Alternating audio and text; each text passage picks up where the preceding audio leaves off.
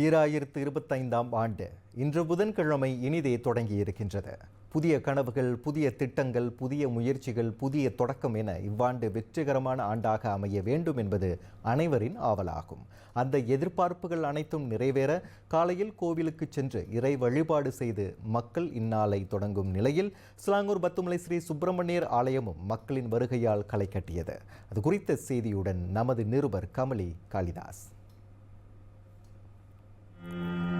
புத்தாண்டுகளில் பத்துமலை திருத்தலத்தில் வீற்றிருக்கும் 140 அடி உயரம் கொண்ட முருகப்பெருமானின் திருவடிகளுக்கு பன்னீர் அபிஷேகம் செய்வது வழக்கமான ஒன்றாகும். அதில் இன்று 9வது ஆண்டாக பக்தர்கள் புடைசூழ வெகு விமரிசையாக பன்னீர் அபிஷேக விழா நடந்தேறியது. பத்துமலை திருத்தலம் பக்திக்கும் பரவசத்திற்கும் உகந்த இடம் என்பதால் புதிய ஆண்டை இந்த ஆலயத்தில் இருந்து தொடங்க வேண்டும் என்ற உற்சாகத்தில் அதிகமான மக்கள் அங்கு கூடியிருந்தனர். நேற்று விடைபெற்ற 2024 ஆண்டு சிறப்பானதாக அமைந்திருந்தாலும் புதிதாய் மலர்ந்த இந்நாளில் புத்தாண்டுக்கான புதிய தீர்மானங்களை தாங்கள் எடுத்திருப்பதாக வழிபாட்டில் கலந்து கொண்ட சிலர் கூறினர். இதான் ஃபர்ஸ்ட் டைம் நான் வந்திருக்கேங்க நியூ இயருக்கு. ரொம்ப சிறப்பாக இருக்குது. இந்த 2025 எல்லாத்துக்கும் ஒரு சிறப்பான ஒரு வருடமாக இருக்கணும்னு இந்த முருகன்கிட்ட வேண்டிக் கொள்கிறேன். இங்கே பார்த்தா பக்தர்கள் நிறைய பேர் இருக்காங்க. ஸோ எல்லாருக்கும் நல்லா சந்தோஷமாகவும் நல்லா அச்சீவ் பண்ணுறது, கண்டிப்பாக இந்த வருஷம் அச்சீவ் பண்ணுறதுக்கு எல்லாத்துக்கும் முருகர் துணையாக இருப்பார். கடந்த ஆண்டுங்களை விட இந்த ஆண்டில் நாங்கள் அச்சீவ் பண்ணுறதை கண்டிப்பாக நாங்கள் அச்சீவ் பண்ணுறோம். முருகர் எப்பவுமே பிளெஸ்ஸிங் பண்ணணும் எங்களை. ஸோ அதனால் நாங்கள் இந்த குடும்பத்தோடு நாங்கள் கோயிலுக்கு பிளெஸ்ஸிங்காக வந்திருக்கிறோம். ஸோ நியூ இயர் இந்த வருஷம் எனக்கு சோஃபா ஸோ குட். நேற்று ஃபுல்லாக பார்ட்டி, இன்னைக்கு ஃபுல்லாக கோயிலுக்கு வந்துடணும். ஸோ என்னோட ரிசர்வேஷன் இந்த வருஷம் என்னதுன்னா need to get myself a home. எனக்குன்னு ஒரு வீடு வாங்கிக்கலன்னு ஒரு ரிசர்வேஷனில் இருக்கேன். And also I'm gonna achieve more on my IT side.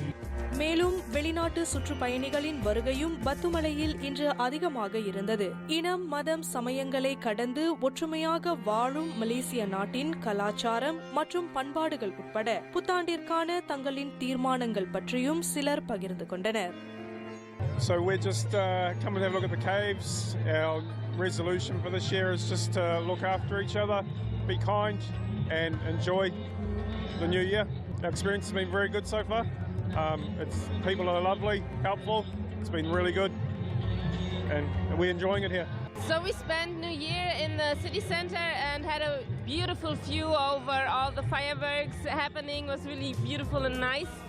And for next year we want to travel even more and get to new cultures and enjoy the beautiful nature and people of the world.